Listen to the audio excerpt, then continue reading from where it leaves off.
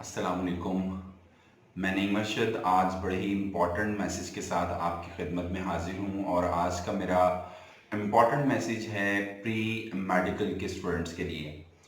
Pre medical के student social media के ऊपर फेसबुक पे, इंस्टाग्राम पे और इवन हमारे जितने भी काउंसलर्स हैं उनका पोर्टल बना हुआ है, वहाँ पे काउंसलिंग के बहुत से सवालात पूछते हैं। बट काउंसलिंग के सवालात की जहाँ पे बात की जाती है तो वो ये भी पूछते हैं कि सर एमडी कैट को हम किस तरह से क्वालिफाई करें, उसके कुछ इंपॉर्टेंट टिप्स बताएं।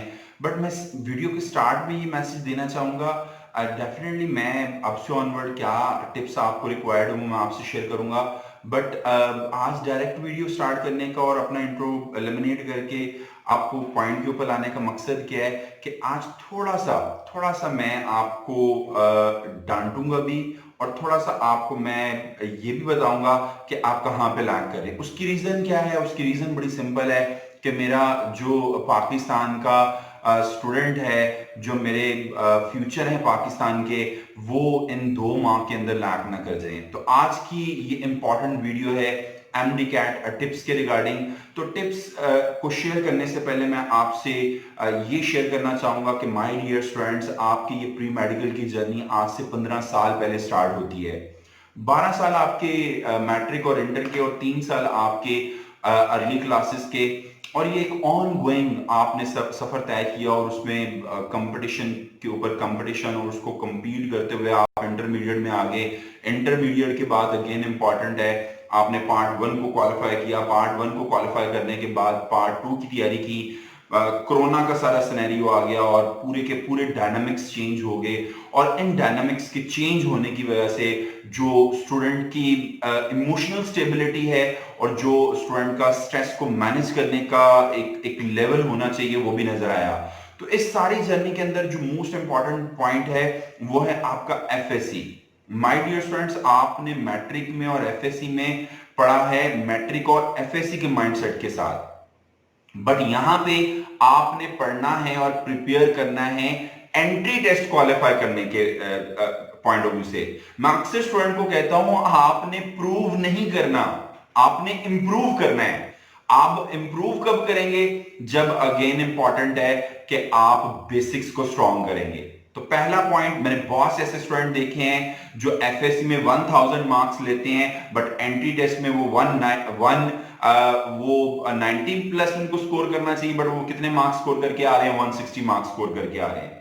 इसी तरह से मैंने बहुत से ऐसे स्टूडेंट को देखा है उनके marks due to certain reason FSC में कम है, कंपटीशन में वो 20 30 40 50 नंबर पीछे हैं, बट वो कमाल प्लान करते हैं, कमाल बेसिक्स को समझते हैं एंट्री टेस्ट की, और वो जनाब अपने अल्टीमेट गोल को अचीव कर लेते हैं in the form of MBBS और बीडीएस। तो ये बड़ा इंपॉर्टेंट साइकोलॉजिकल फैक्टर है आपके माइंडसेट का कि आपने करना क्या। आपने करना बहुत सिंपल है, आपने अपनी जो एंट्री टेस्ट की तैयारी का माइंडसेट है अब ऑनवर्ड आपने डेवलप करना है। मैं 2-3 आपको एग्जांपल्स दूंगा। यहाँ पे बहुत से स्टूडेंट्स ने अभी 3 दिन पहले एक इलेक्ट्रॉनिक मीडिया के ऊपर न्यूज है कि जनाब 18 अक्टूबर को MDCAT होने जा रहा है। एज स्टूडेंट होना क्या चाहिए था, मैं डेट नोट डाउन करता और मैं अगेन अपने प्लान की तरफ वापस आ जाता। मेरा प्लान क्या है और मेरा गोल क्या है और मेरा टारगेट क्या है? That is I want to secure my admission in MBBS और बीडीएस। तो ये एक सिंपल थंब ऑफ रूल था कि वो अपनी बेसिक्स को स्ट्रॉन्ग करता और इधर आ जाता। मैं अक्सर ये भी शेयर करता हूं स्टूडेंट्स को कि जो आपकी डायरेक्शन है और जो आपकी डिस्ट्रैक्शन है ये इनवर्सली प्रोपोर्शन है। किस तरह से? अगर आप डायरेक्शन में जा रहे हैं और आप डिस्ट्रैक्शन को मिनिमाइज करते चले जाएंगे, आप कम करते चले जाएंगे, तो आपकी डायरेक्शन आपको क्लियर रहेगी। बट अगर आपकी डायरेक्शन धुंधली पड़ रही है और आप अगेन इंपॉर्टेंट है वो अपनी डायरेक्शन से डाइवर्ट हो गए और डिस्ट्रैक्शन में इन्वॉल्व हो गए, अनफोकस हो गए हैं, बड़ा इंपॉर्टेंट वर्ड। मैं आपको एक सिंपल रूल देता हूं, वन फोकस फॉर नेक्स्ट 50 और 55 डेज। जब तक आपकी मान लेते हैं 18 अक्टूबर को है जनाब MDCAT, तब तक आपका one focus that is I want to qualify MDCAT test. उसके बाद अगेन इंपॉर्टेंट, बहुत से स्टूडेंट ये सवाल आप करते हैं कि सर हम दूसरी यूनिवर्सिटी में ना अप्लाई करें। भाई you should go for plan B और सी और up to G, but plan A तो आपका MDCAT ही रहना चाहिए, क्योंकि इसके लिए आपने बड़ी एफर्ट पुट की है, बड़ी स्ट्रगल की है। तो ये बड़ा इंपॉर्टेंट है। One focus 6 hours bare minimum आपकी सेल्फ स्टडी की, माय डियर स्टूडेंट्स मैं बात कर रहा हूं। आप ऑनलाइन कोचिंग ले रहे हैं, आप पढ़ रहे हैं, इवन आप स्टेप के अंदर भी अभी एंट्री टेस्ट कर रहे हैं, तैयारी, बहुत से स्टूडेंट तैयारी कर रहे हैं, तो आपका one focus 6 hours self study at least और नेक्स्ट 50 प्लस डेज, ये आपकी डेली स्टेटमेंट होनी चाहिए। अर्ली इन द मॉर्निंग सुबह उठ के और रात को सोने से पहले भी आप एक ड्रास्टिक चेंज देखेंगे अपने अंदर। और जितने भी बड़े बड़े गोल को अचीव करने वाले लोग हैं, वो गोल को रिटन फॉर्म में लिख के अपनी प्रोमिनेंट प्लेस पे लगाते थे और बार बार उसके ऊपर काम करते थे। हम क्या कर रहे हैं, हम सोशल मीडिया में जा रहे हैं, तो अभी जनाब 18 ऑफ अक्टूबर की डेट आ रही है, अब उसके ऊपर चल पड़े, नीचे जनाब पोर्टल पे आ रहा है और काउंसलिंग वाली जगहों पे आ रहा है, सोशल मीडिया पे आ रहा है, सर मेरा भी ये सवाल, मेरा भी ये सवाल। भैया आपके पास इतना टाइम कहां से आ गया? आपके पास टाइम नहीं है, टाइम लिमिटेशन बहुत इंपॉर्टेंट है। और मैं आपको बताता चलूं, आपके एफएससी पार्ट 2 के एग्जाम्स नहीं हुए, तो उस बेसिस के ऊपर देखिए, मैंने कुछ नोट्स नहीं बनाए हुए, कुछ चीजें नहीं की हुई, बेसिक मैंने आपके पॉइंट्स बनाए हुए, और वो पॉइंट्स अब मेरे दिमाग में, मैं आपसे बोल रहा हूं, दिल से बोल रहा हूं कि आप अपनी बेसिक को स्ट्रॉन्ग करो प्लीज। बेसिक आपकी बहुत ज्यादा वीक हो चुकी हुई है। Focus very important, one focus is I want to qualify MDCAT test. Apply कर लिया यूआस में, अप्लाई कर लिया BZU में, अप्लाई कर लिया यूओजी के अंदर, अप्लाई कर लिया दूसरी मेजर यूनिवर्सिटीज में, अप्लाई करके फौरन वापस आओ और एंट्री टेस्ट की तैयारी स्टार्ट कर दो।